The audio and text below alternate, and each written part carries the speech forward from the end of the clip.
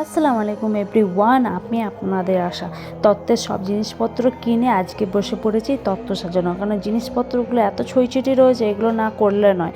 আর দিন দিন তো এগিয়েই চলে আসছে টাইম, বেশি লেট করলে আরও সমস্যা হবে। তো দেখতে পাচ্ছেন প্রথমত তো এই বক্সটা রেডি করতেই আমাদের অনেকটা টাইম লেগে গেছে, কারণ বুঝতেই পারছিলাম না।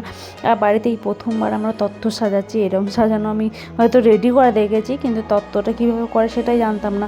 তারপরে সব আস্তে আস্তে বুঝে দেখতে পাচ্ছেন এই সুন্দর একটা ফ্লাওয়ার দিয়ে ডিজাইন করা হচ্ছিল, দেখতে ভালো লাগছিলো এইসব। এগুলো এরকম করতে করতে তারপর কার সাথে কোন জিনিসটা রাখবো না রাখবো, কোথায় সেটিং, আর এইসব জিনিসপত্র করতে গেলে 3-4 জন করে থাকলে খুব সুন্দর হেল্প হয়। কেন এখানের মধ্যে আমি আর আমার বোনই নিয়ে কাজগুলো করছি।